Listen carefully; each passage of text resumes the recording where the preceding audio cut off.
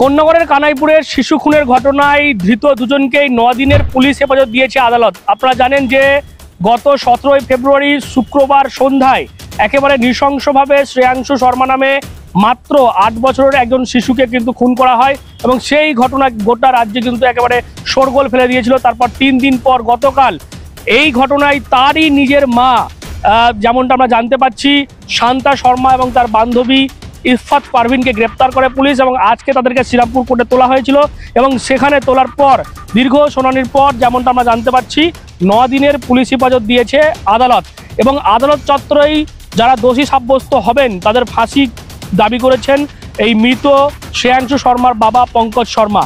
তার বক্তব্য যে যেই হোক, সেটা তার স্ত্রী হোক বা যেই হোক, যদি প্রমাণিত হয় যে এই খুনে তার যে মাত্র 8 বছরের ছেলে সেই খুনে যদি জড়িত থাকে তাহলে তার স্ত্রী হলেও তার ফাঁসি তিনি দাবি করেছেন এবং একেবারে ভেঙে পড়েছেন।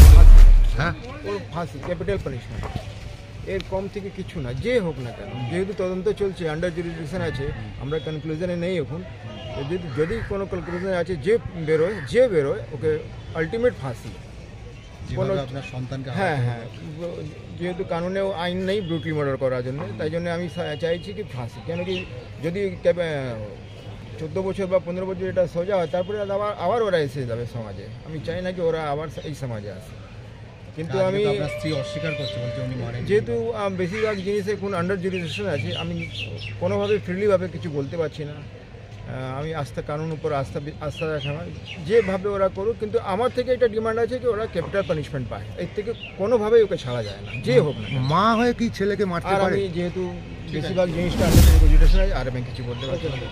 এবং আজকে আদালতে ওঠার সময় যেমনটা আপনারা দেখেছেন, আমরা যেমন দেখিয়েছি যে শ্রেয়াংশু শর্মার মা শান্তা শর্মা তিনি দাবি করেছেন কি তিনি খুন করেননি এবং তার বান্ধবী অর্থাৎ ইফফাত পারভিন সে খুন করেছে কিনা সেই প্রশ্ন করা হলে তিনি বলেন জানি না। এইটুকু ছেলেটাকে মেরে দিলেন? তাহলে মারলো কে? কে মারলো তাহলে? অন্য কেউ আছে আপনার মনে হয়? আমার কি কারোর উপর ডাউট নেই, কেউ দুশ্মন। তাহলে আপনার বান্ধবীকে ধরলো কেন?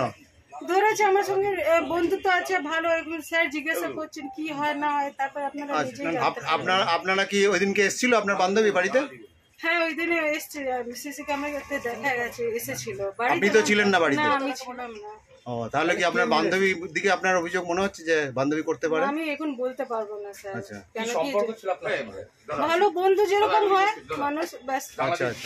তবে পুলিশ এই ঘটনায় যে তথ্য প্রমাণ, অর্থাৎ আপনারা জানেন ফরেনসিক এক্সপার্টদেরকে নিয়ে এসে ফিঙ্গারপ্রিন্ট নেওয়া হয়েছিল, ব্লাড স্যাম্পল নেওয়া হয়েছিল, সেই সমস্ত যে তথ্য সেগুলো আজকে আদালতে তারা পেশ করেছে এবং যেমনটা আমরা পুলিশ সূত্রে জানতে পারছি ঘটনার দিন কিন্তু এই যে মৃত যে শ্রেয়াংশু শর্মা তার মা কিন্তু এই খুনের সময় বাড়িতেই উপস্থিত ছিলেন, এমনটা তথ্য প্রমাণ কিন্তু পাওয়া গেছে। অর্থাৎ যে ফিঙ্গারপ্রিন্টগুলো সংগ্রহ করা হয়েছিল সেখানে তার মায়ের এবং তার মায়ের যে বান্ধবী তাদের দুজনেরই কিন্তু ফিঙ্গারপ্রিন্ট ম্যাচ করেছে বলে আমরা জানতে পারছি। পাশাপাশি আরও যে পারিপার্শ্বিক তথ্য, অর্থাৎ মোবাইলের টাওয়ার লোকেশান, খুনের সময়কার টাওয়ার লোকেশনের সঙ্গে সেই বাড়িতে তার টাওয়ার লোকেশান মোবাইলের সেটাও কিন্তু পাওয়া গিয়েছে বা মিলে গিয়েছে, এমনটা কিন্তু পুলিশ সূত্রে জানা যাচ্ছে। অর্থাৎ এই সমস্ত তথ্য প্রমাণকে হাতিয়ার করেই তদন্ত সাফল্য পেয়েছে চন্দননগর পুলিশ কমিশনারেট এবং 3 দিনের মধ্যেই দুজনকে গ্রেপ্তার করা হয়েছে।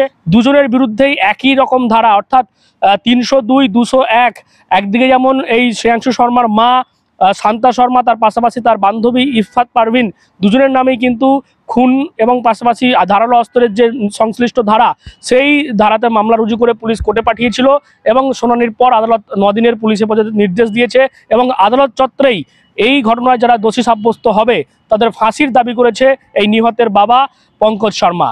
আপনারা এই ঘটনা নিয়ে কি বলবেন অবশ্যই কমেন্ট করেন কমেন্ট বক্সে। এরকম আরও খবর পেতে নজর রাখবেন ডিএনএন বাংলায়। ডিএনএন বাংলা, সবার মনে সবার ফোনে।